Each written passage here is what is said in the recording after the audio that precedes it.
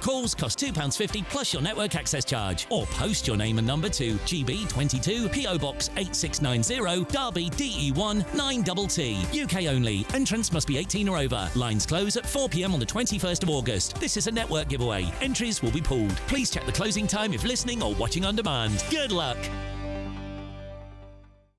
I've been in Westminster for a long time, but I know that though power may be here, its effect on people's lives is across the whole of the country. We may be where rules are made, but it's where they're implemented that matters. Join me, Jacob Rees-Mogg, for forthright and frank discussion on where Britain has come from, where it's going, and where it will end up. That's State of the Nation, Monday to Thursday, 8 to 9 o'clock. Vox Populi, Vox Dei. Bold. They are under no illusion. Brave. Are you a human trafficker? Boundless. I've had enough of the nonsense, and I'm not afraid to say it. Don't get us on a BBC. Every weeknight, I tear through the headlines. The smell of gasoline. Should we be worried about it? From Westminster madness to culture war chaos. What I'm going to do now is they are throwing things out the car as we speak. Get ready, Britain. Here we go. Patrick Christie's tonight, weeknights from 9 p.m. only on GB News, Britain's news channel.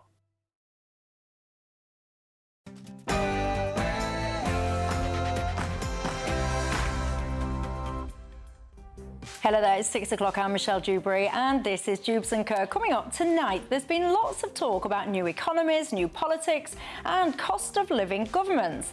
But I can't help but notice there's been barely a mention of the not-so-small boats. And you will not believe what has been happening on that front today. But worry not, because I will be bringing you up to speed. And the early release of prisoners has caused outrage again today. But I want to bring you the human side of all of this tonight. And we also need to speak about our latest cabinet. What do you think to them? Are these people up to the job or not? And speaking about jobs, a simple question for you. Do you think that MPs should be allowed to have second jobs?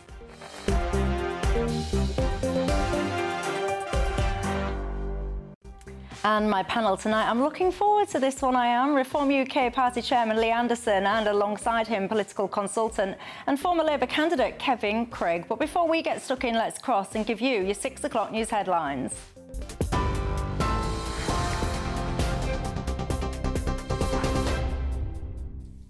Good evening, it's 1 minute past 6. I'm Katie Bowen in the GB newsroom.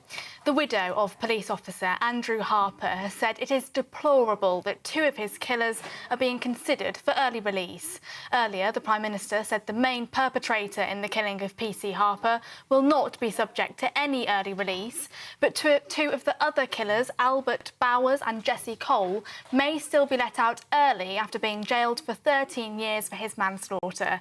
Andy Burnham said he'll review the early prisoner release scheme, which is due to come into force this autumn. From September, thousands of offenders in England and Wales will be eligible to be released earlier under the Sentencing Act in a bid to create more space in jails. Lissy Harper, PC Harper's widow, said that politicians are making decisions from behind a desk that will have real and lasting consequences for victims' families like mine, adding that the British public deserve a justice system they can have faith in. Elsewhere, the Prime Minister says the £2 single bus fare cap in England will be paid for by reprioritising government funds. The total cost of the scheme is expected to be more than £500 million. Transport Secretary Heidi Alexander said that she was 100% sure it was fully funded. Yesterday, Andy Burnham told the first meeting of his cabinet that they will be a cost-of-living government. In the first 72 hours of his premiership, he's also pledged to invest £340 million on rough sleeping and £850 million to cut energy bills. It's simple, but it saves people money every day. So I think it will really help people with the cost of living pressures they're facing. It's there for the whole of 2027, and I think it will put money in people's pockets. In other news, US President Donald Trump has renewed his threats to attack Iranian infrastructure, saying the US would bomb and destroy one bridge or power plant anytime Tehran targets a ship in the Strait of Hormuz. Writing on Truth Social, the president said his plan will come into effect from this point forward, whether Iran uses a missile, rocket, drone or any other device or weapon. Speaking from Joint Base Andrews, President Trump said Iran is being decimated. We cannot let Iran have a nuclear weapon. They won't have a nuclear weapon. They're going to pay a big price. They're being decimated. And a new video has been released of Prince George as he celebrates becoming a teenager. George, who turns 13 today, is seen playing cricket on the beach and enjoying the sun with his brother Prince Louis. The footage has been released by Kensington Palace. Those are your latest GB News headlines. Now it's back to Michelle. Tune in to GB News Radio wherever you are. Online, on DAB digital radio, on TuneIn, on Radio Player, on Nation Player and on your smart speaker. Just say, play GB News.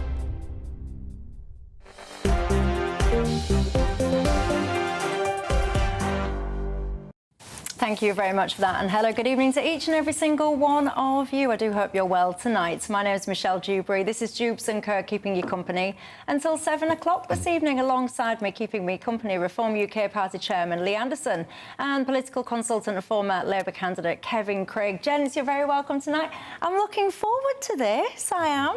Kevin's not got his socks on again, I've just checked. It's my regular thing I like to do with you. Thank you. That's how we know he means business. He comes in sockless, that's how he rolls. And you know the drill, you know how I roll. It's not just about us three, it is very much about each and every single one of you at home as well. Very important to me that you join the conversation, and you know what you're doing by now. You can do so in all the usual ways. You can get in touch with me on email, gbviews@gbnews.com. You can go to the website, gbnews.com/yoursay, or of course, you can get hold of me on social media. There are so many things that we need to discuss tonight.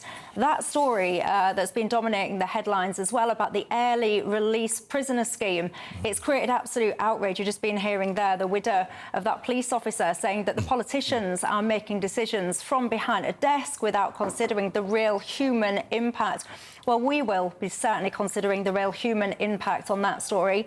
I've got a lady who will be talking to us. Her story will absolutely break your heart. I would argue that all politicians actually need to listen to what she has to say, because when you hear the real impacts of some of this stuff, how anyone can just kind of blazingly just wave through people at the flick of a pen is absolutely beyond me. Also, I want to talk to you about our cabinet. I want to ask you whether or not you think the cabinet has got the right level of experience in order to drive this country forward. But one of the things that's really caught my eye recently, we've been talking a lot, I say we, I mean the new administration has been talking a lot about how they're going to be a cost of living government, how they're going to be focused on a new economy, a new way of doing politics, the biggest change to politics in 40 years, I think was one of the quotes I heard. How you can do that without a general election and a broad mandate is beyond me, but there we go. One of the things that I've not heard much about, though, are these not so small boats. Well, there's been unfolding scenes across the waters today. Watch this. I will take you live now to Mark White, and he will talk us through what on earth has been going on that front. Hello, Mark.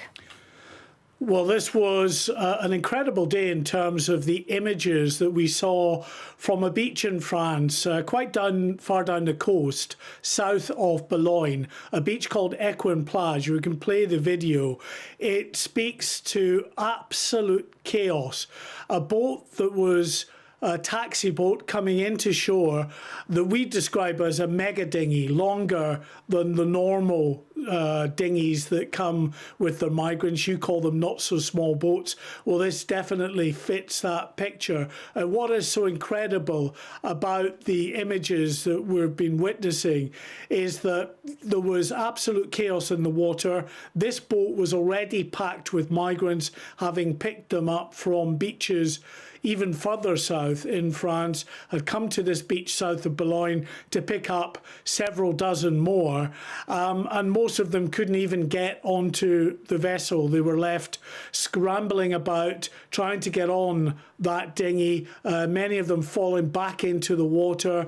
French rescue craft, rigid inflatables, were zipping about, plucking people out of the water. And the most extraordinary scenes that really just took my breath away was a mother who had 2 young children. One of them could barely have been 2 years old, a toddler just learning to walk. She's trying to get past police officers to get down into the water. A police officer is pushing her back onto the beach. But how absolutely reckless is that, to take very young children into water to try and scramble aboard a boat offshore? And we know, of course, that many of the deaths that there have been in recent years of migrants, usually off the French coast, have been women and children, because they are the first. The men push them off, scramble to get on themselves, and they don't care, and they push people aside. And often it's women and children that either get cast into the water or they get crushed inside these dinghies as well. So absolutely extraordinary scenes. And although this was a mega dinghy, which can easily carry up to 120, 30 people, even more, it carried 80, I mean, that's a very significant number, to UK waters, but that's simply because of the chaos south of Boulogne, where people couldn't get on board that boat, that it wasn't carrying more, probably thankfully, given the conditions in trying to squeeze that many people on board. So what it shows, just a few days into Andy Burnham's time in office, is this crisis has not gone away. Yes, numbers are lower than they were at this time last year, more than 40% lower, but that can be made up by a run of good days, by switching tactics from the people smugglers. So it's certainly not something that the government can be complacent about. And the pictures today just show you the determination of the people smugglers to cram even more people dangerously onto these boats, and the determination of the migrants, let's face it, who are seeking out and paying these people smugglers. And in the case of that woman, willing to take young kids onto a boat out there at sea. And this came, Michelle, on a day when we were going to were reporting some good news in the operation to smash the gangs, with the National Crime Agency managing to seize 25 boats that were destined for the continent. They'd come from China on board a cruise, a container ship into Felixstowe, but there was clearly intelligence. The National Crime Agency and Border Force moved in, searched the container on this ship before the ship then left for Hamburg in Germany, and seized those boats and indeed accompanying engines. One victory for the National Crime Agency. To be fair to them, they have made some inroads. They have seized 1,500 boats' component parts over the last few years. So they have been making an effort. They have had some good results, but it's such a huge multi-billion pound, well-established industry that they can have some victories. The people smugglers will just find another way through.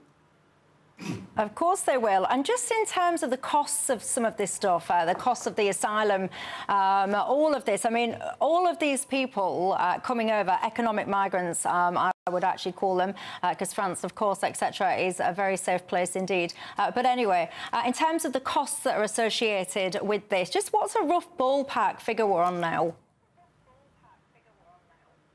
Well, it's, I think, about £5 billion. In fact, I may be overestimating a bit per year. But of course, they're all the wraparound services that migrants get that don't necessarily go into the immediate costing when it comes to housing the migrants. The government wants to take that figure down, and that's why they are moving away from more costly hotels into cheaper HMOs, houses of multiple occupation. But the difficulty there is they're putting migrants, sometimes a dozen or more, in an HMO in a street near you with no oversight, no security around them.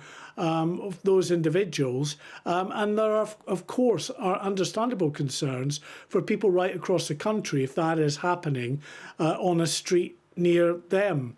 And it's not just that. We've spoken about this many times before, but those wraparound services, education, the NHS, difficult for people to get doctor's appointments, a place for their own kids at school because of the influx of people coming into the communities that also require those services. So those coming across today, Michelle, so far about 200. There's another small boat on the way as we speak, a not so small boat. So it's going to go up. We've got a few days of reasonable weather, so probably many hundreds more in that period of time will be crossing, all requiring those wraparound services that we spoke about. Mark White, thank you very much for bringing us up to speed on that. It was a deliberate choice of mine to start the programme on this topic tonight because Kevin Craig, and we will come on to stuff like a few pence off a week off your electricity bills and all the rest of it. I'll come on to that in a second. But one of the things that people care about so much who watch this programme, and I've refused to call these things small boats for a long time. I've called these things not so small boats for a very long time now.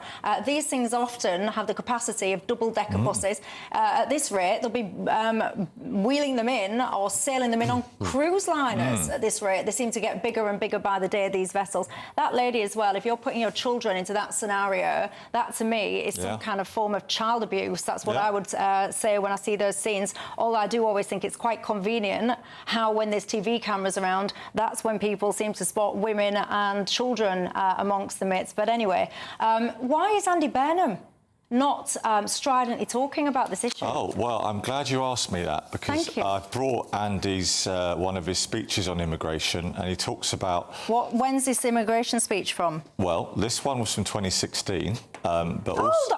Right, hang on. I can almost finish my programme right here and right now. Why isn't he talking about it? His first sentence is to wheel out a decade-old speech. I could almost drop the mic and go home. No, don't do that. If the second half of this... I'm only No, it's good, as you should. But the second part of the sentence is that the morning after Andy won in Makerfield, and I was very happy to knock on doors for him up there, he talked about HMO Britain. You've heard it on this channel a lot. So he still holds... What I was going to say to you is that the views he articulated in the Commons back then are what he holds now. And he talks about that people want a system that's got greater control and reduces the numbers. And I don't know what viewers and listeners thought today, Michelle, but wasn't it incredible to hear the number of boats that have been seized, the reduction in immigration overall, net migration 82% down from the peak, asylum backlogs were down 50% in a year.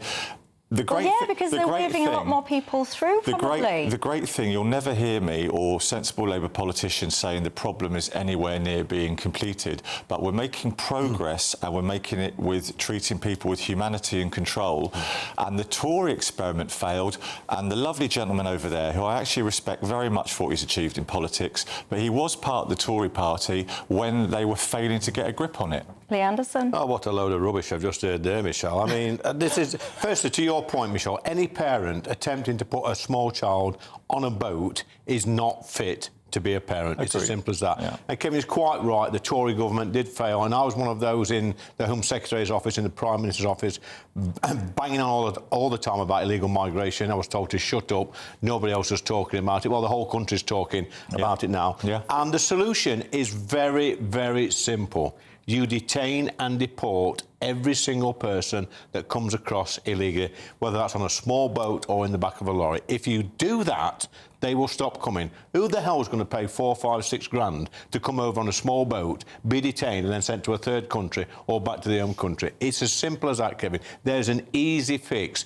This country of ours is a soft touch. That's why they keep coming. And why is that woman putting a 2-year-old kid on a boat, leaving a safe country like France to put her child's life at risk? They should hang their heads in shame. I agree, Lee, but it's a very long created problem, and I don't know if you'd agree that Labour so far has done a better job than the Tories did in actually trying to get a grip on it. Well, it's a pretty low bar, Kevin. I was there on the Tory bench. It's a pretty low bar. And when like I said, I was banging on time and time again. Leave the ECHR, that was one of my asks. Leave any other convention that protects these refugees crossing the sea. Ignore the ECHR if you have to. What is the consequence of ignoring the ECHR? I was told time and time again it will affect our reputation on the international stage. And I'll tell you what now, there's nobody in Ashfield lies awake at night worrying about our reputation on the international stage. What they do worry about is HMOs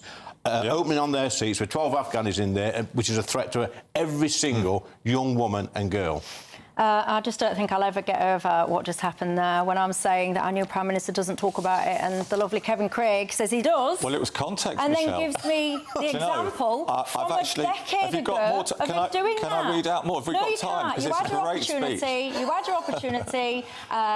You've proven your own point. I'm asking you why he's not talking about it. You tell me he does. Michelle, the day after he got elected. If he was talking about it a day after he got elected, you would not have had to go back a decade into the archives to demonstrate talking about it. You know that. You're being mischievous there, Michelle. And my view, my viewers, am I being mischievous? You are. I think I've just got ears that work. I don't know. You tell me. Maybe I'm missing something. We will talk about the Burnham cabinet after the break. He's going to frantically Google, see if he can find any more recent examples. And I've got a harrowing story to bring you as well a little bit later on in the programme. The real impact, human lives as well, when it comes to the LA prison release scheme. I'll see you in a second.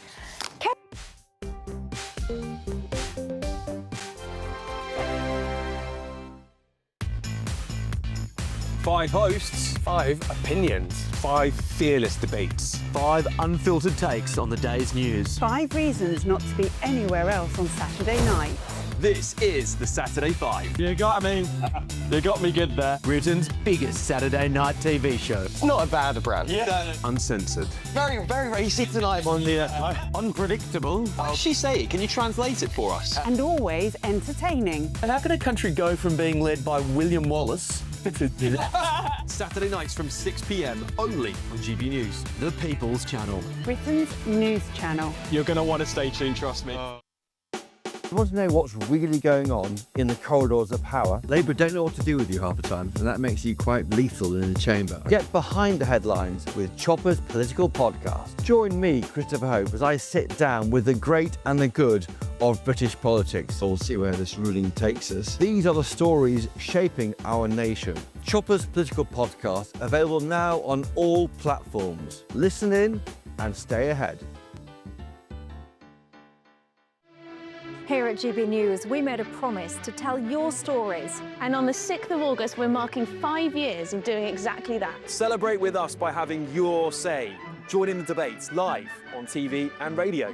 And meeting your favourite presenters across the country, from Leeds to Aberdeen, from Belfast to Barry Island. Plus, join me in Essex for our biggest live show of the year. Scan the QR code or visit gbnews.com/celebrate. Terms and conditions apply. I've been in Westminster for a long time, but I know that though power may be here, its effect on people's lives is across the whole of the country. We may be where rules are made, but it's where they're implemented that matters.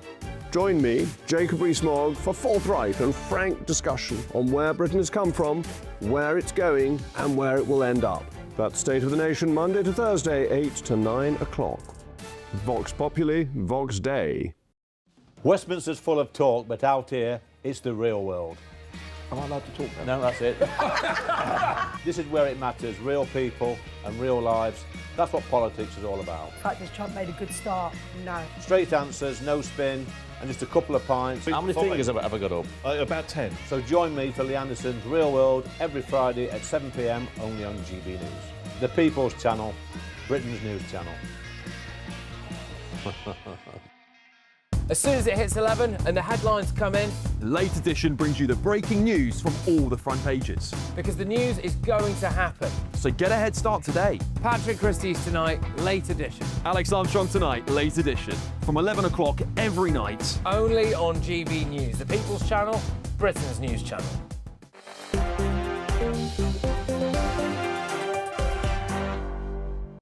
Hello, everybody. Welcome back. Michelle Dewberry, Kevin Craig, Lee Anderson. Now, if you're not young and cool enough to be on TikTok, me neither, you might have missed this video from Keir Starmer. Let me show you it. Hey, thought you could leave without saying goodbye.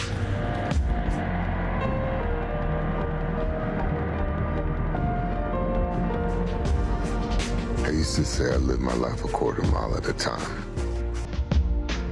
And I think that's why we were brothers. Because you did too.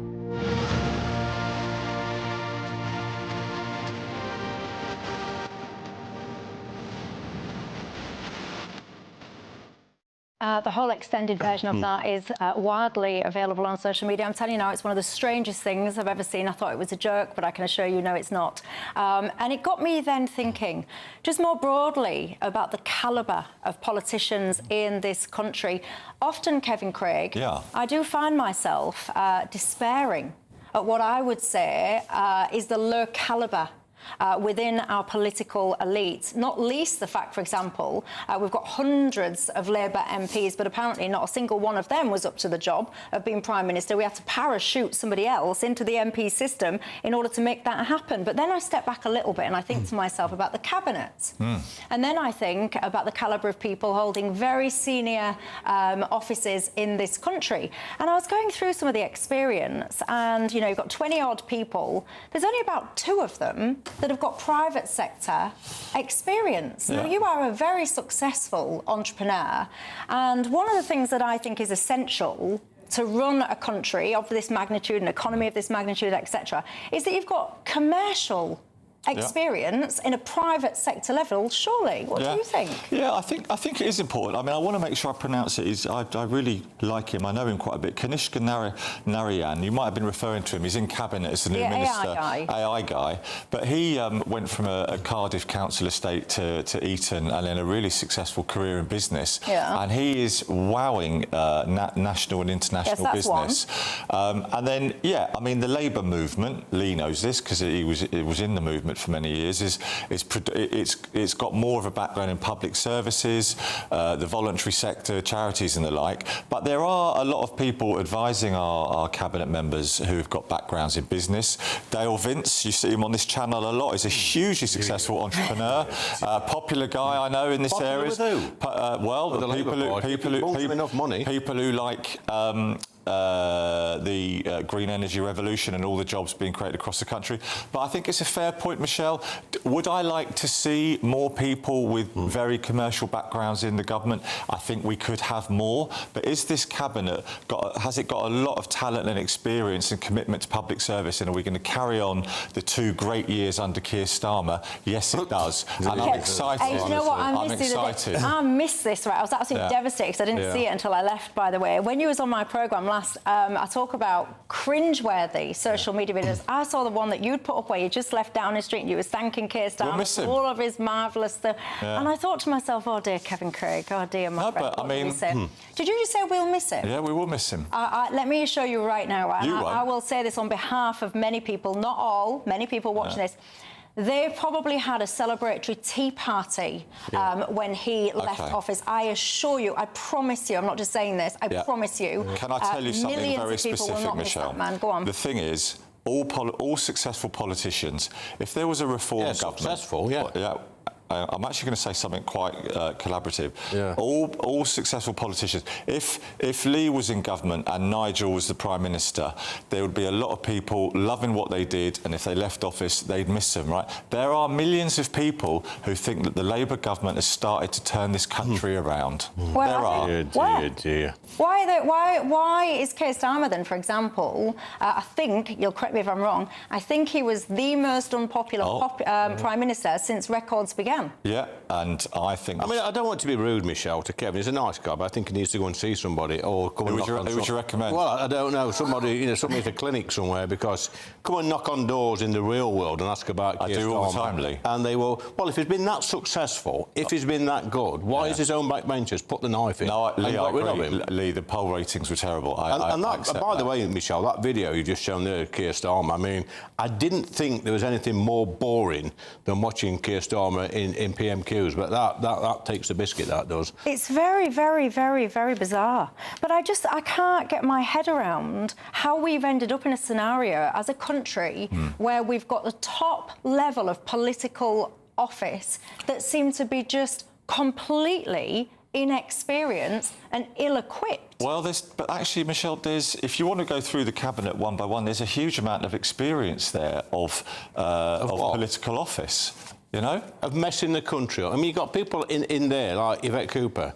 She's been in Parliament, 30 years nearly? Yeah, well, before that, she was a very successful... in 30 years? Well, she's just done loads of stuff. She was part of the last Labour government. She's helped turn the country around over 13 years. She's done loads of things. I think people disagree with you there, Kevin. Michelle's quite right. I mean, one of our policies at Reform UK is when we get into government... Isn't it if? Well, if we get into government... Now we're level, aren't we, It's a fair comment. It's a fair comment. Yeah. We're going to have people that's got industry or science experience or education experience or medical experience. They'll be filling the top post. That's how it should be. How can you have somebody like Wes Streeting as a defence secretary, for goodness sake? For goodness sake. Try and defend that appointment. Well, look, there's a slight misconception going on here about that the defence secretary has to be an expert in small arms. In defence? No, and have to be a former serviceman or woman. The way that we work is the military are the experts, the civil service are the experts, and then the politicians elected by the people, they take the political decisions, and then they use the advice of those under them. But I will say...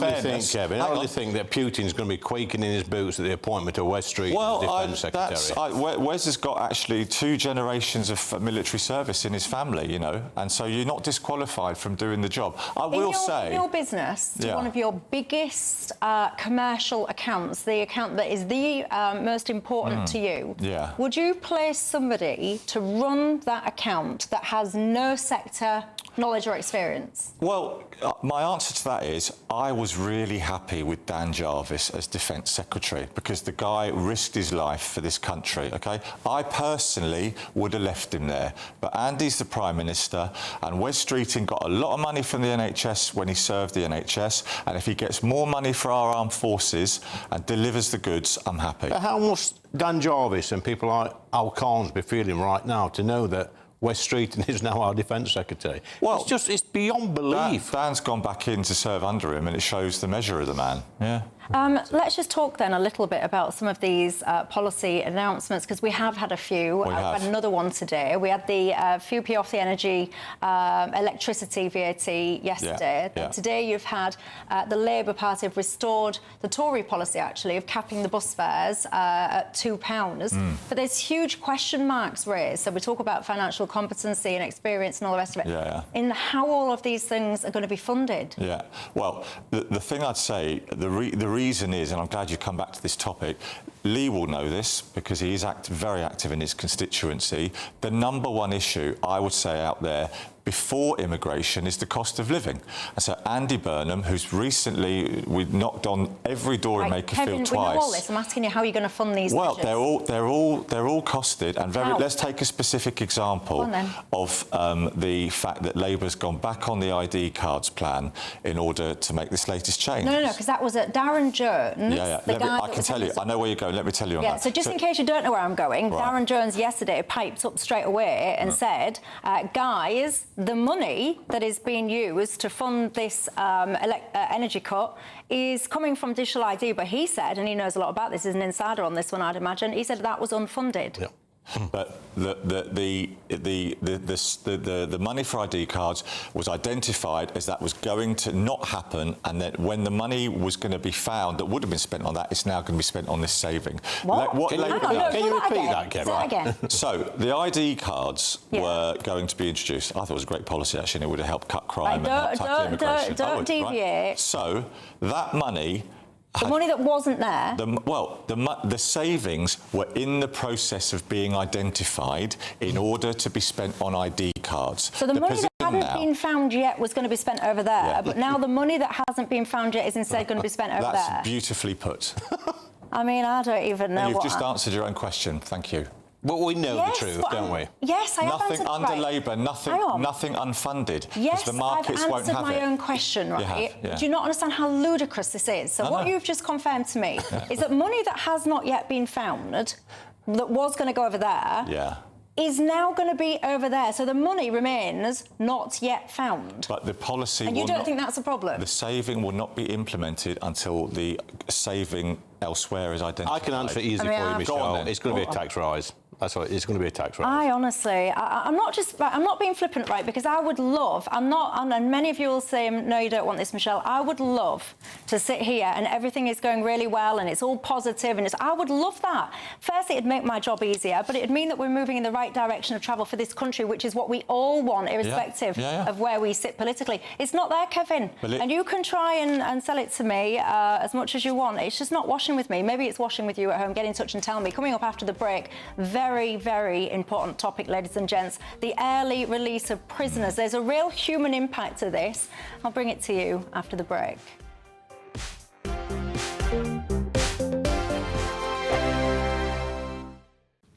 Good evening. Yes, it is time for your latest weather update from the Met Office here on GB News. The dry weather likely to continue for the vast majority tomorrow. There are signs of change as we head into the weekend, but another pretty warm day across the south. High pressure is dominating, sitting out to the west. Weather fronts are trying to topple around the top, and eventually we will see a bit of rain from those as we head into the weekend. But for the most part, it's going to be a dry evening, a dry night, just some patchy rain coming into northwest Scotland, and a little bit of rain and drizzle could affect Northern Ireland, perhaps the odd light shower in eastern England. But as I said, the vast majority dry.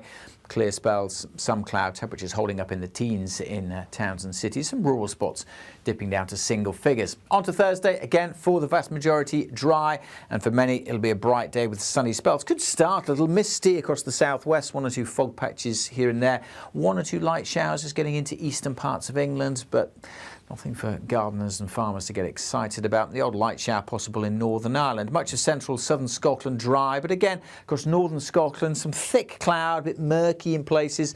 Rain and drizzle likely, especially over the Highlands. As we go through the day, not a great deal of change. Still one or two light showers possible over central and the eastern England. But I think the rain, if anything, fizzling out over northern Scotland. Some breaks developing in the cloud here and for Northern Ireland. Sunny spells for much of England and Wales. And temperatures a little higher perhaps than today, 28, 29, perhaps 30 Celsius across the south, and warmer than today in the east as well, especially where it does turn sunnier. A bit more cloud and showery rain coming into western Scotland. The breeze just started to change direction, coming more in from the west here on Friday. Again, elsewhere, one or two light showers possible, but the vast majority dry and bright, and more likely to get up to 30 Celsius across the south. It will turn cooler with a little rain in places as we go through this weekend. Thank you, Britain, for making GB News Radio such a huge success. Whether you're in the car, on the go, or listening at home, thank you for choosing us as your radio station. Good evening, this is the latest AI travel news from gbnews.com. There is a collision on the M20 eastbound at Junction 4 in West Malling. The M4 westbound between junctions 4 and 4B near Heathrow is affected by a collision. The A5 is closed after the A453. North of the border, the M74 northbound between junctions 2 and 2A in Cambuslang Road has lane restrictions causing congestion. Across Wales, the A470 northbound from Corryton to Nantgarw is congested with possible delays. And on the trains, cross-country services face disruption on multiple routes, and East Midlands Railway services have a reduced service. For more travel news, go to gbnews.com.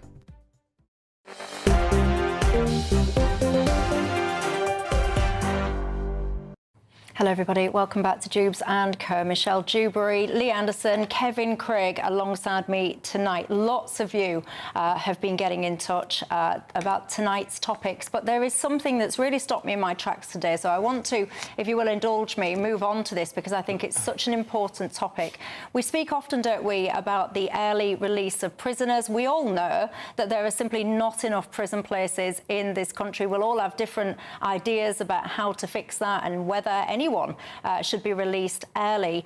But there is a real human cost and impact when these prisoners are released back into the community. Now, today, this issue has caught the headlines again because PC Harper, lots of you will know this story. He was dragged behind a car for quite some distance and was killed in that way. 2 of the passengers in that car are potentially going to be set for early release. That's what's made this story hit the headlines today. And also this video that was captured recently. Take a listen to this.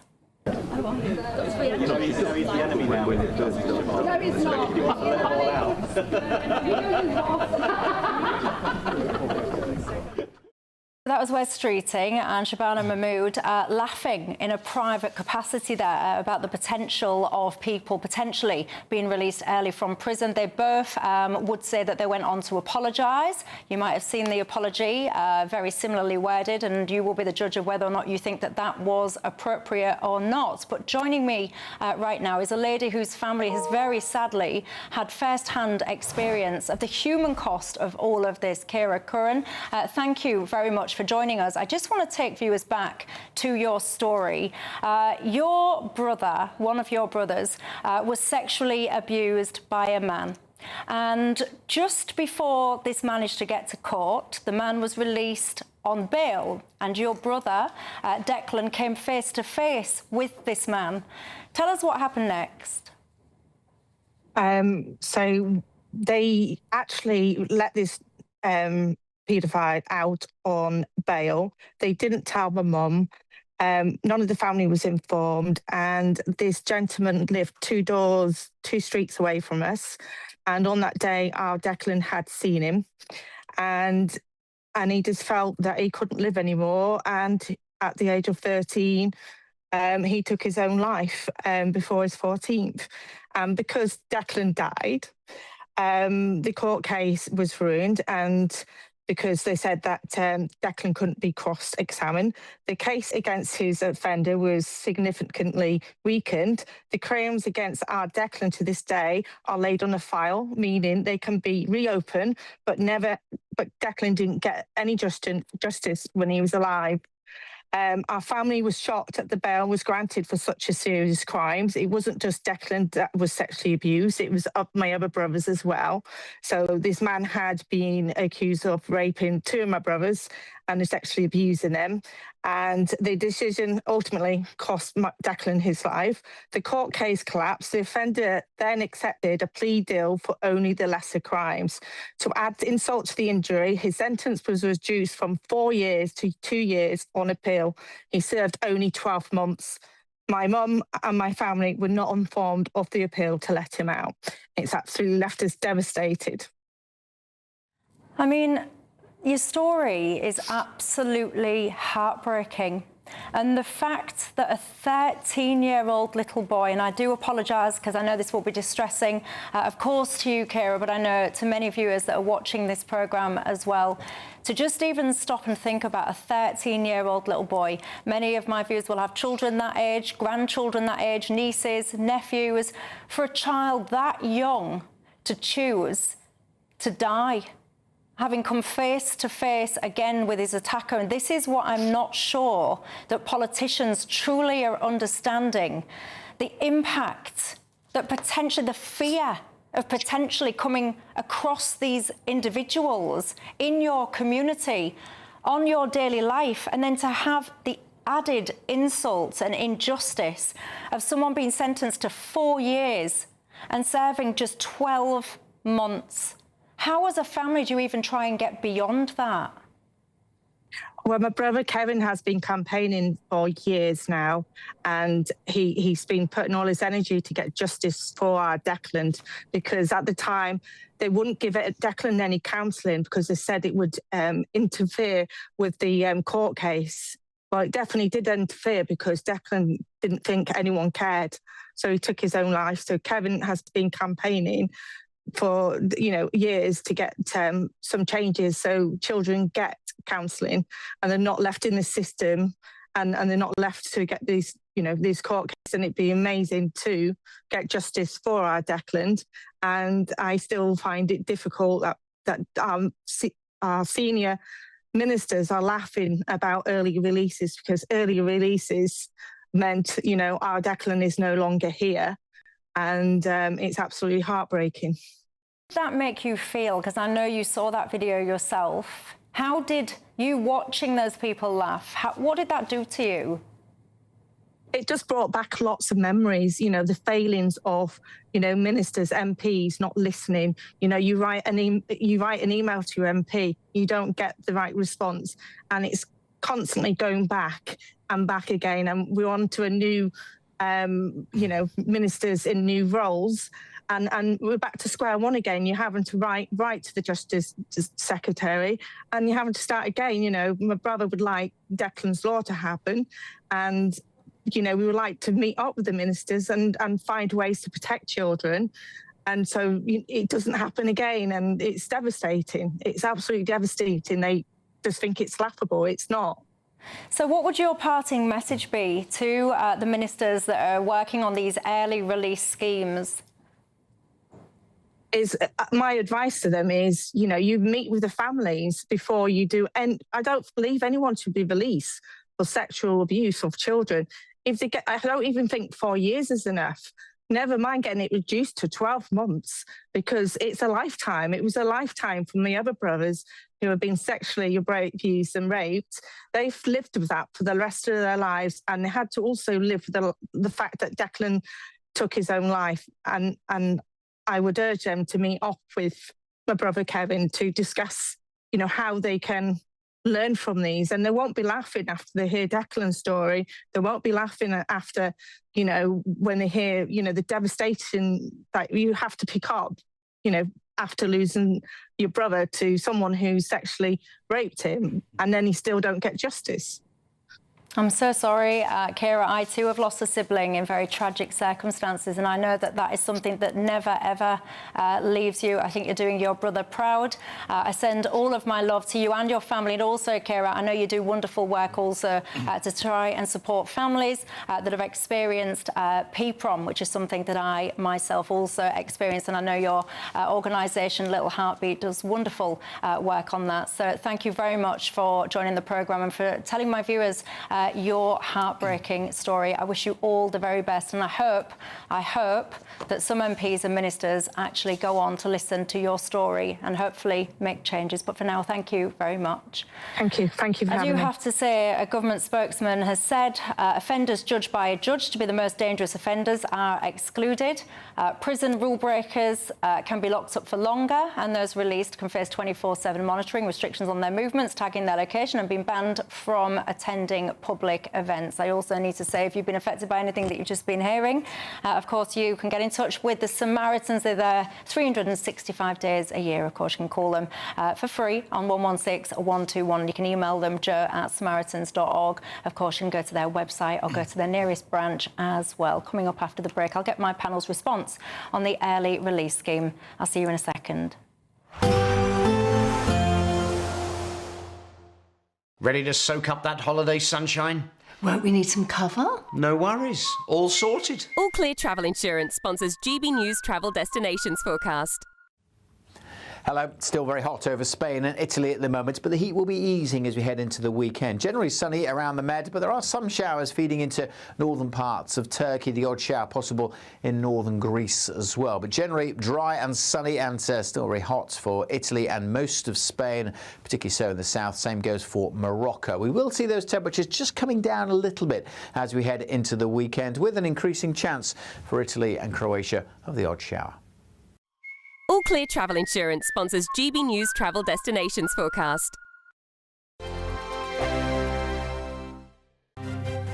GB News Breakfast, every day from 6 a.m. What do you think about where we're going to get our future athletes and our Olympians from when we're telling our children, oh, you can't go out and partake in sports today because it's a bit hot? It's a bit hot. Yeah, I know, it's ridiculous, isn't it? I mean, you're absolutely right. And, you know, not only are we cancelling sports days in some schools? And you said, have to. No, they don't have to. This is the choice that the schools are making, that the heads are making. So my granddaughter's school, I've just done the school run this morning. They're not cancelling their sports day. They're just being sensible. Why not move it to the morning? I've just dropped her off now. It's 17 degrees. So they're perfectly capable of running at 9 o'clock in the morning instead of 2 o'clock in the afternoon. There's lots of ways that they could think outside of the box and do this. I mean, Labour is just about to cut 22% from the sports budget as well. GB News, the People's Channel. Dewbs & Co. Weekdays from 6 p.m. Industrial action in the 70s, all of that is part of the culture of that great town, and it's something that reflects a lot about the rest of us. Right, but the word culture does not... It doesn't mean opera. That's history. Yeah. That's the history of the town. How is this money spent? Whose money is it, right? I presume it's taxpayers' money, i.e. my money anyway, and if you pay tax, Susie, that will I do pay a bit, Calvin. Okay. Yeah. Not as much as you, I'm sure. No, but how much do we spend on the City of Culture for Hull? Do you know? Well, look, so these shortlisted towns, they will receive £60,000 each to develop their full bids. Apparently, it's about restoring pride in local areas. They want to deliver a decade of national renewal. They want to shine a light on local visions and voices, they say, from across the UK. GB News, the People's Channel. Britain's newsroom. Weekday mornings from 9:30. So you go along to the car showroom and only like 10%, at most maybe 15%, pay cash. The rest buy it on some form of financing. And you often buy, it's a bit like a mortgage, and it's like buying a mortgage from the estate agent, which we all know is a terribly bad idea. Yeah. But this is what people did. And the deal is, the scandal is, the guys in the showroom were acting as dealers and brokers, and they were in many cases inflating the interest rate that you paid so that they could get bigger commission. And they didn't declare that. So you basically ended up paying more for your car than you would otherwise have done if you'd gone into the open market and found yourself, a better deal. How did that come to light? Well, over many years. I mean, this has been going on since 2007. GB News, the People's Channel.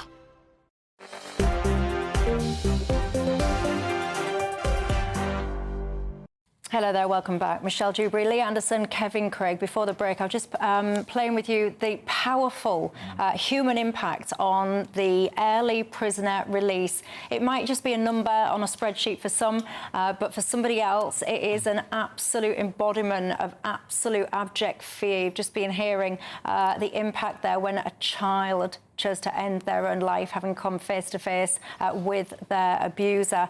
The thing that we're just referencing, what they call a hot mic, basically, when someone's picked up without realising they've been picked up. I'll just remind you of what that was. Listen. No, it's not.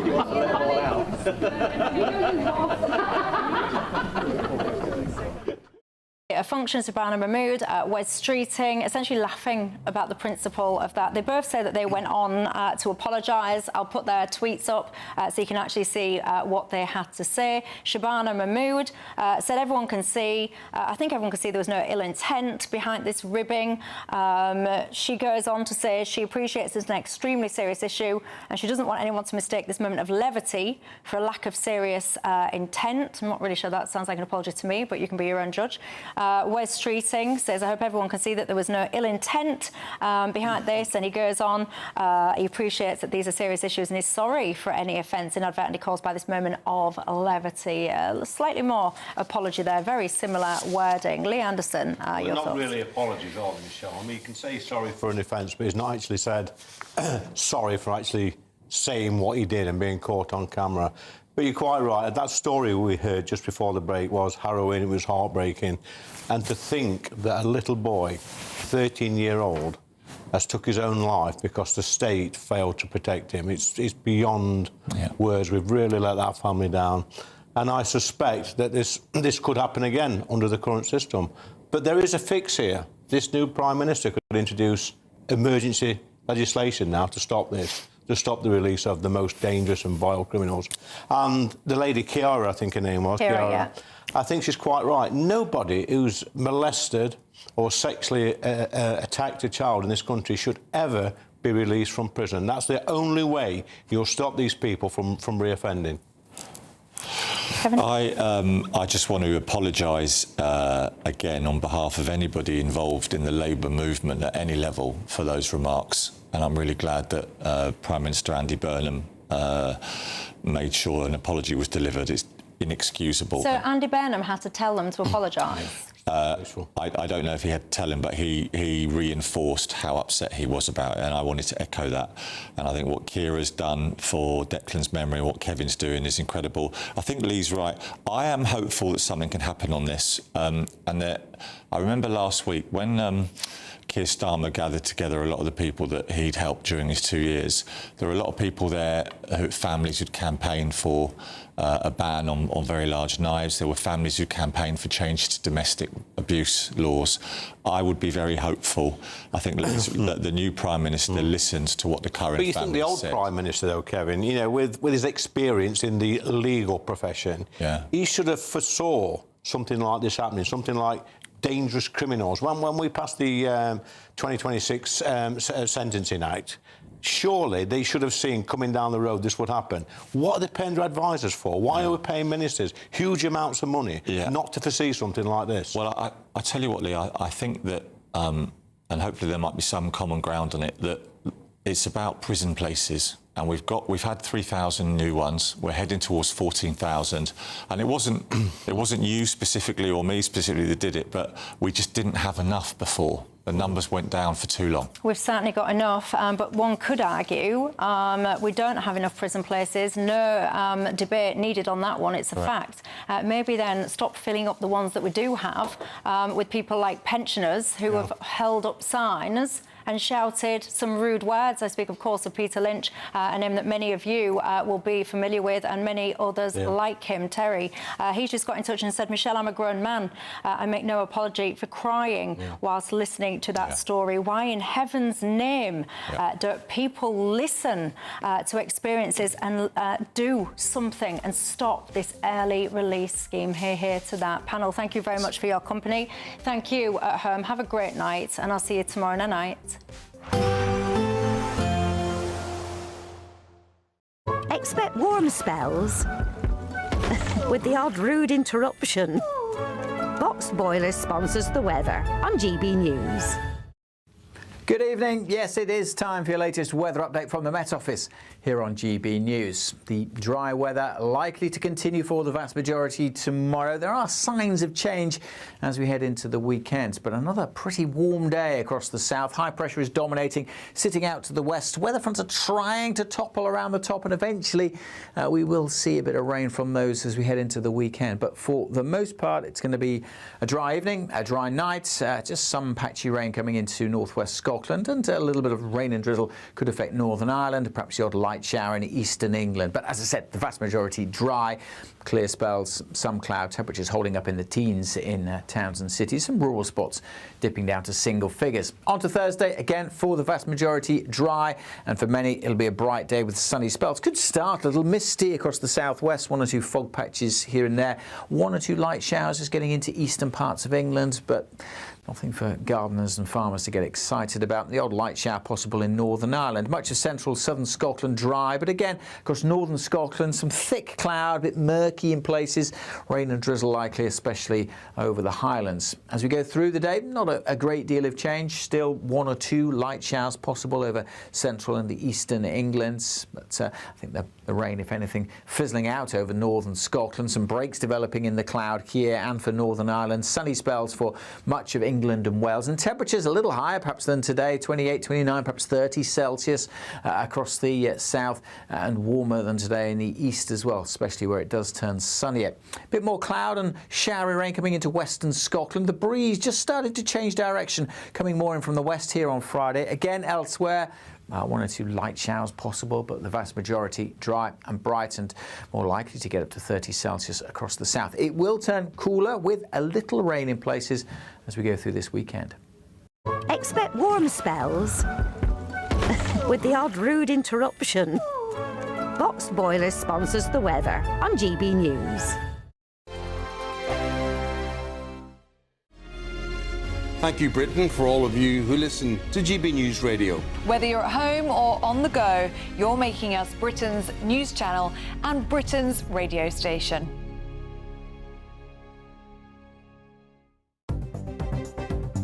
Good evening. This is the latest AI travel news from GBNews.com. There is a collision on the M20 eastbound at Junction 4 in West Mulling. The M4 westbound between junctions 4 and 4B near Heathrow is also affected by a collision.